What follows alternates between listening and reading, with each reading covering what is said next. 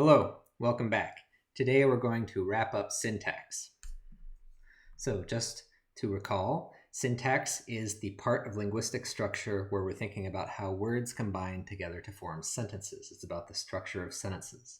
And we're almost done with it. We're almost ready to start with semantics, the top of the ladder. So here's syntax so far. We've seen that syntax is the study of the structure of sentences. It's the patterns in how sentences are structured across languages. A sentence is what we say grammatical in a language if it follows the rules that you know implicitly as a speaker of that language. So grammaticality means that you judge it to sound like something someone might say, no matter how implausible the meaning.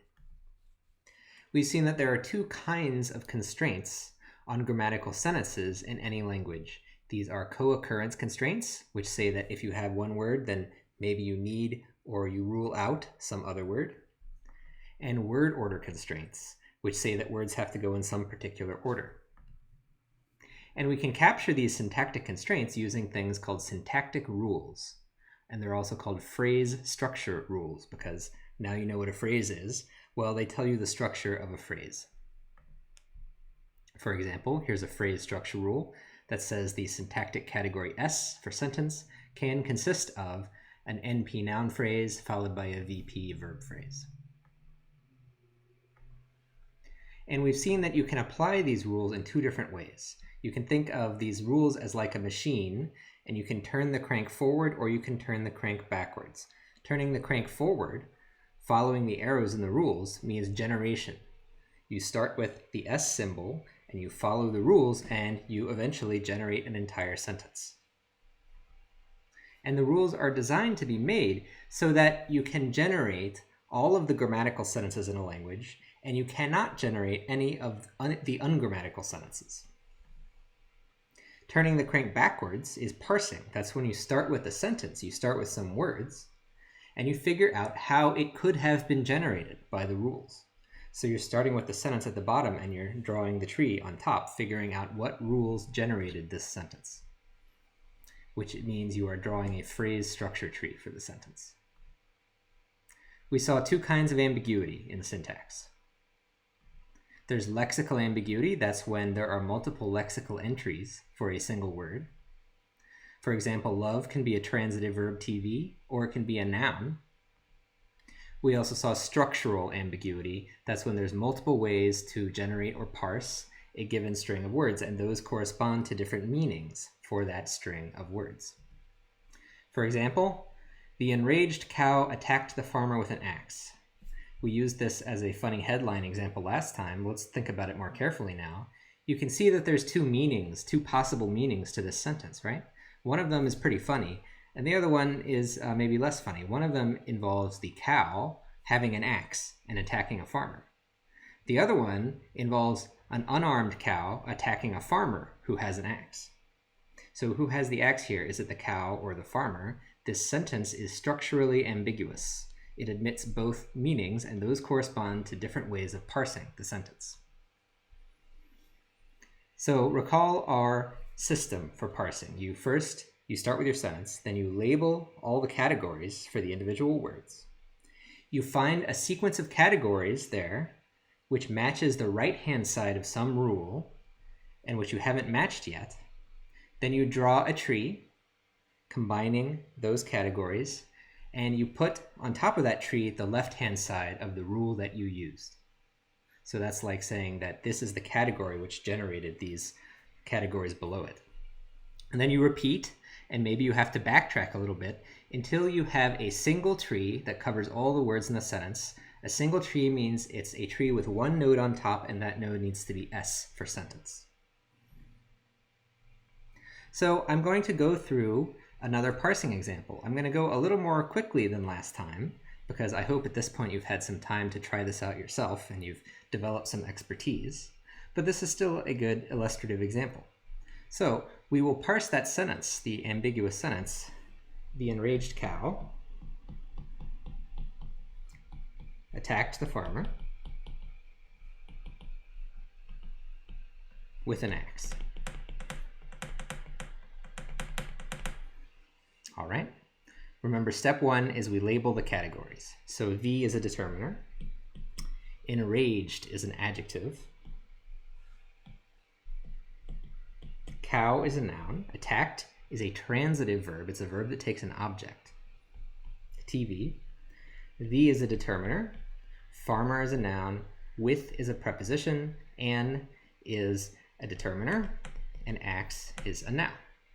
Now we're going to parse it. So we look at our sequence of categories and we ask, do these categories, is there any piece of these categories which matches the right-hand side of some rule? So we'll start from the end. Remember, it's useful to start from the end when you're parsing English. So we have determiner an, noun, axe. So do we see any rules that would give us a determiner followed by a noun? Do we see det n on the right-hand side of any rule? Well, yes, that's an NP.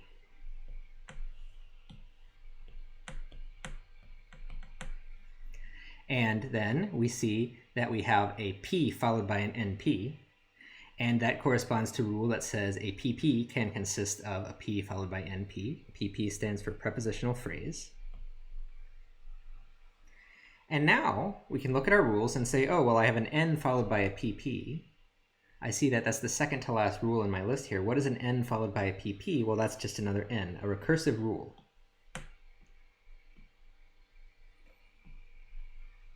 Now I have a determiner followed by an N, a noun, an N. That's an NP.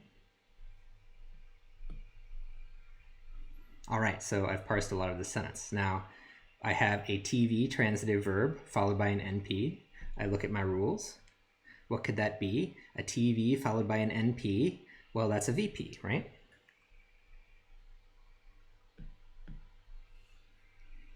Now, continuing onward to the left, I have an adjective followed by a noun. What is that? So look at your rules. Is there anything that matches adjective followed by noun? What generates an adjective followed by a noun? Well, it's another noun, an N. That's the third to last rule on the list. So we have an N. Now we have a determiner followed by a noun, and that's an NP. Now we have an NP followed by a VP. That matches the sentence rule at the very top. So we have a sentence, S. And I've parsed the sentence in one of the ways I can parse it. All right? And so which meaning, ask yourself, which meaning would this correspond to? Who has the axe here? Does the cow have the axe or does the farmer have the axe? Well, you can read it off by looking at the structure. So this prepositional phrase here is the key thing. The prepositional phrase with an axe. Is that part of the NP for the farmer, or is it part of the VP describing the action? Well, it's part of the NP. You see that it's contained inside the NP, which is about the farmer. So this represents the meaning where the farmer has an axe. There's a cow coming at a farmer, and the farmer is holding an axe. All right, that's meaning number one. Let's parse it the other way.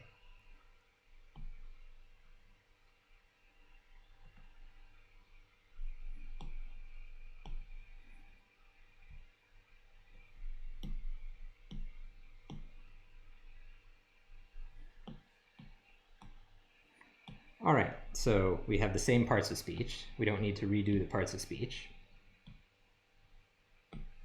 although I do need to rewrite them. The cow is a noun, attacked is a transitive verb, the is a determiner, farmer is a noun, with is a preposition, and is a determiner, axe is a noun. No lexical ambiguity, so these always have the same parts of speech. And then we'll just parse it again. So this is an NP as before. This is a PP, as before. But now we're going to apply the rules in a slightly different order. So now I'm going to look at the farmer. Well, that's a det N, so that's an NP, right? And now I have a TV followed by an NP, and so that is a VP. And now I have a VP followed by a PP. Now, does that match anything? Let's take a look at the rules. What is a VP followed by a PP? What category generates a VP followed by a PP? Well, it's another VP, a recursive rule.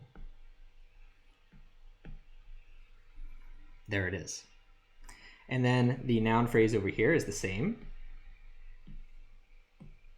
Now I have an NP and a VP. I put the S on top for sentence, and I've parsed the tree in a different way. And now you see the structure is different.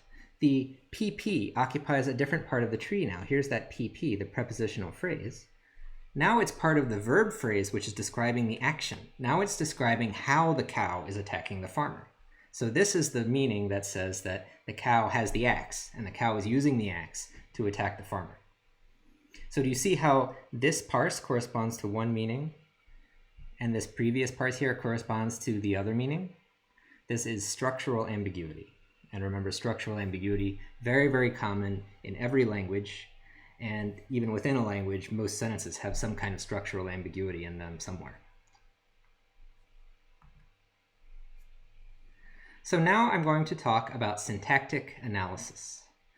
Syntactic analysis is the attempt to write down rules that generate all and only the grammatical sentences of a language.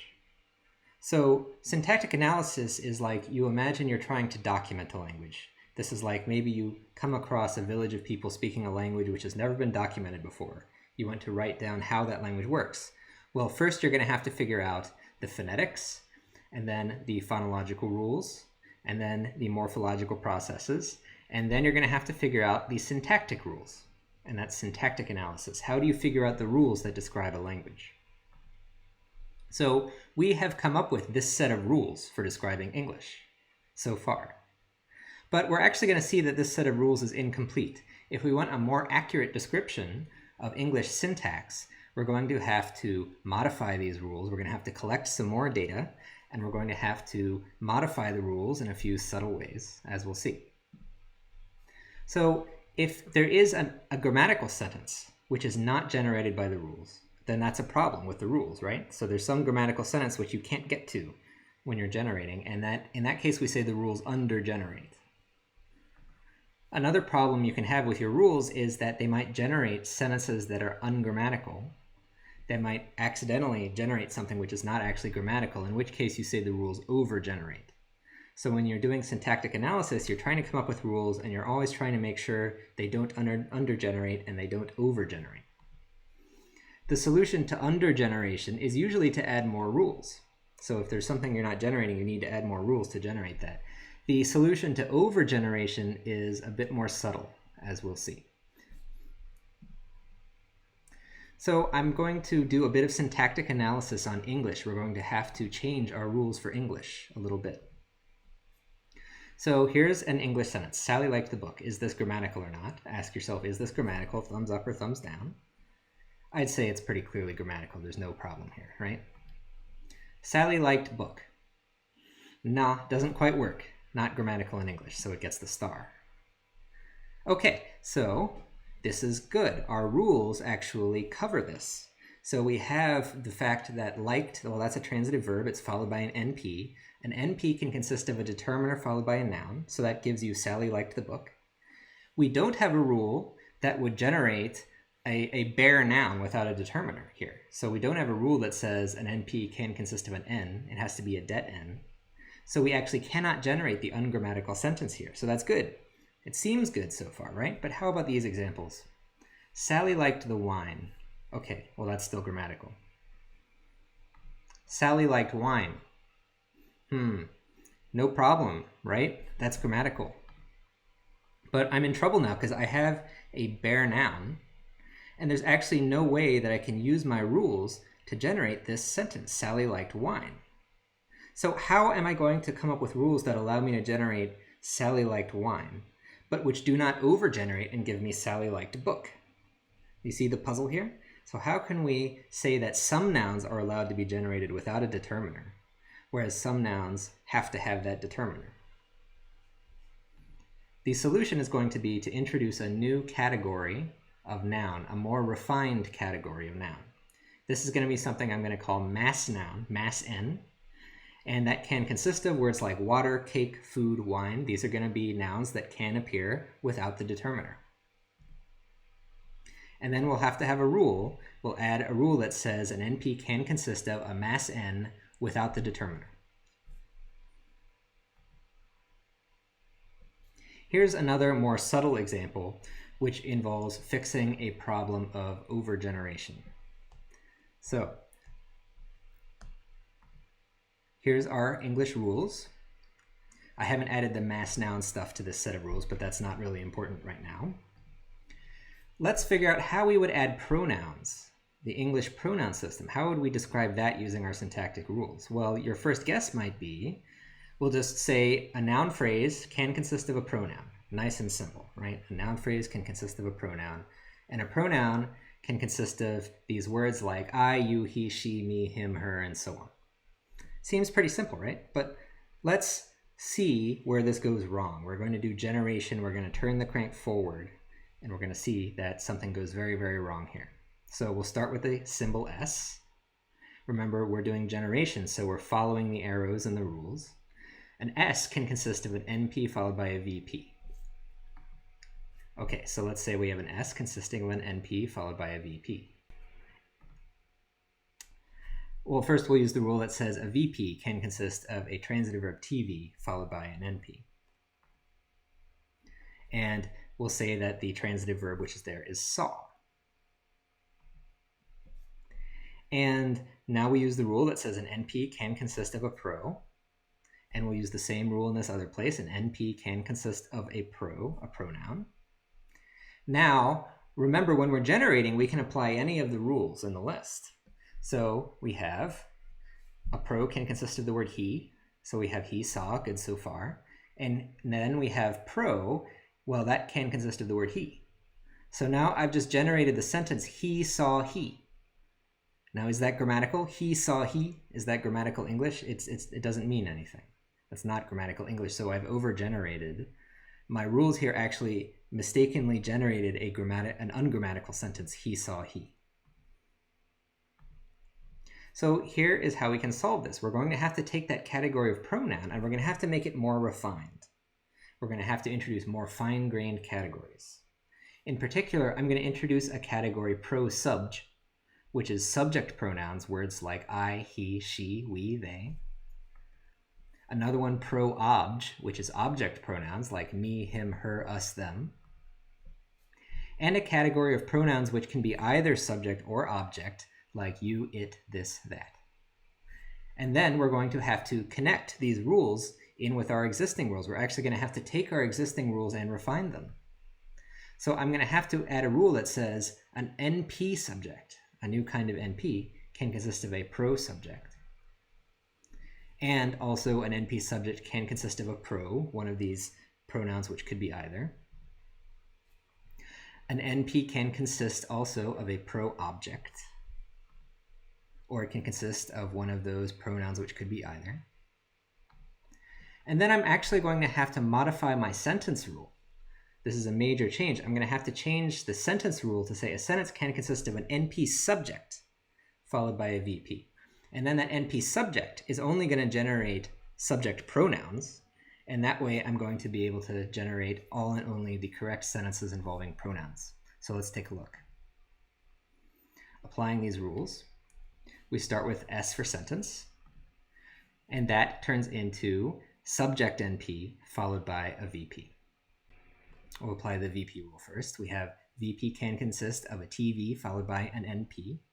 Notice that that's not a subject NP, it's just a regular NP. We'll use the verb saw. Now we apply the rule that says an NP subj can consist of a pro subj. And that gives us something like he. And we can apply the rule that says an NP can consist of a pro obj or a pro. Let's say it consists in this case of a pro obj. And that gives us words like him. So by making our rules more refined, we were able to account for this overgeneration. This new set of rules will not overgenerate, it will generate only the sentences that have the right pronoun patterns in English. So as another example of this, I'm going to try to parse an ungrammatical sentence using these rules. And we're going to see that you actually cannot parse the ungrammatical sentence, and that's because you can't generate the ungrammatical sentence. So here's an ungrammatical string of words. Him, saw, him. And I'll put the star next to this to indicate that it's ungrammatical. And now I'm going to try to parse it using our rules. So we have him, that's a pro obj.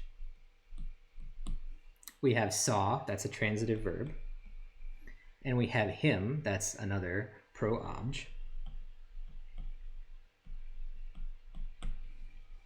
Okay, well, we'll start from the end. Look at pro-obj. What rules can generate pro-obj? Well, the only thing that can generate pro-obj is NP. And then that combines with the transitive verb, using the rule that we've seen before to give us a VP. Now we have pro-obj. The remaining categories are pro-obj followed by VP.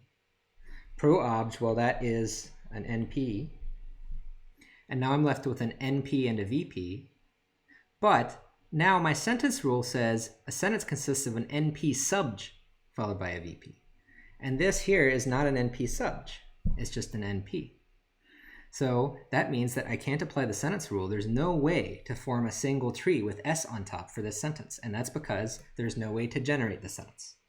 And this is good. So with this set of rules, I can not generate this ungrammatical string of words, but I can generate the grammatical sentences involving pronouns in English.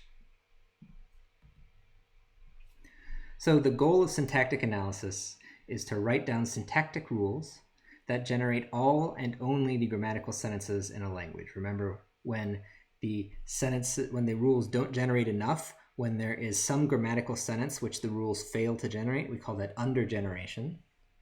And when the rules generate sentences that are not grammatical, we say the rules overgenerate, and that is overgeneration. Now, the solution to undergeneration, as we saw, is usually to add more rules, like we added that rule for mass nouns. The solution to overgeneration is usually to make the rules and the categories more specific, as we saw. So now I'm going to wrap up by talking about some of the common patterns in syntactic rules. When you do syntactic analysis, you're going to start seeing the same kinds of patterns over and over again in rules. And we're also going to look at how those patterns vary from one language to another. So you might have noticed many of the rules have a common structure. Let's just take a look at these rules. We have a VP can consist of a V. A VP can consist of a transitive verb TV followed by NP. A VP can consist of a sentential verb SV followed by S. An NP can consist of a det N, and so on. A PP can consist of a P followed by an NP. The common structure here is that a lot of these rules take some kind of XP, and then they generate some kind of X. So a verb phrase generates some kind of verb surrounded by stuff, right? So the verb phrase can consist of a transitive verb followed by an NP. The prepositional phrase consists of a preposition followed by some stuff. So a lot of rules look like XP can consist of some kind of stuff surrounding an X. So for example, for verb phrases, the X there, which is called the head, is the verb. So the verb phrase is generating a phrase that has sort of a core verb in it somewhere. The noun phrases are generating nouns with additional stuff. And the prepositional phrase is generating a preposition with additional stuff. This kind of rule is called a head rule. And inside each phrase, that single core word is called the head. So the head of a VP is the verb. The head of an NP is the noun. The head of a PP is the preposition P, and so on. The head typically expresses the sort of most important central idea of the phrase. Now, you might have noticed other kinds of rules. So take a look at these. We have a VP can consist of a VP followed by an adverb. A VP can consist of a VP followed by a PP. A noun can consist of an adjective followed by a noun, and a noun can consist of a noun followed by a PP. Well, these are not head rules. There's no heads here because this is not a VP generating a verb. This is a VP generating a VP.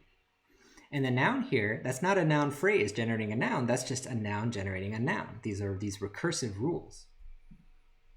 So in these rules which don't specify a head, but rather expand a category recursively, like this, those are called adjunction rules. Any rule that's of the form some x generates that x itself surrounded by other stuff.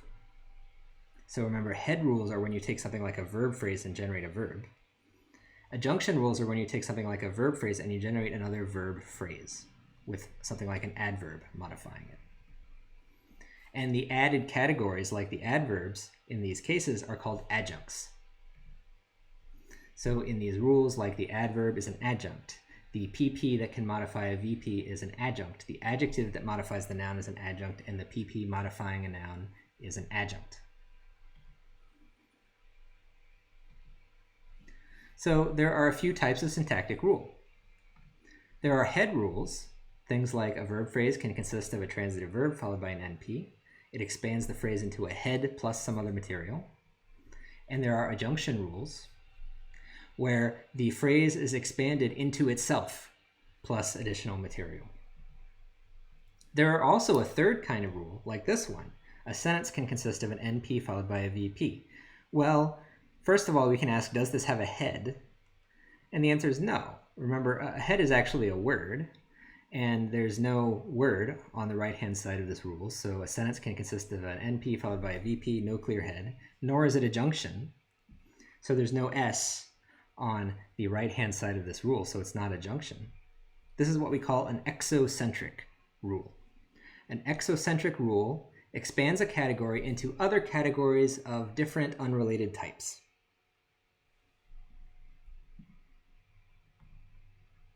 Now, when you start looking at different languages, one interesting thing you're going to notice is that most rules, most head rules, are either head final or they are head initial.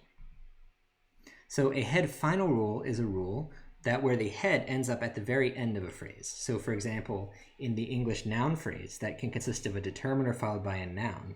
Well, the noun is the head and it's at the end. So this is a head final rule. A head initial rule, on the other hand, puts the head at the beginning of a phrase. This is how verb phrases work in English. So here we have a verb phrase can consist of a ditransitive verb followed by two NPs. The head verb there, the ditransitive verb, is the first thing in the phrase. So this is a head initial rule. Also in things like a VP can consist of a VP followed by an adverb. Well, if you expanded that VP on the right-hand side, eventually you're going to find a verb, which is at the beginning of the phrase. So this is also a head initial rule. So most rules in English are actually head initial, except for the noun phrase stuff. The noun phrase stuff is head final. But most of the rules, if you count them up in English, are head initial. And so we say English is a head initial language. There are other languages out there, many of them in fact, which are head final. So most of their rules are head final. In fact, there are many languages where all of these syntactic rules are strictly head final. These are going to be languages like Japanese, Korean, Tamil, Telugu, languages where the verb is the last thing in the sentence and the head is always the last thing in the phrase. So let's compare English to what a head final language would look like. Here are some English rules, and I've marked the location of the head or of the category which will eventually lead to the head in all the rules. And you can see that, indeed, in English, most of the rules are head initial. But what would a head final language look like? The syntactic rules for Japanese look approximately like this. Notice that those heads always go at the end. So the verbs, the transitive verbs, the ditransitive verbs, the sentential verbs, always at the end of the phrase.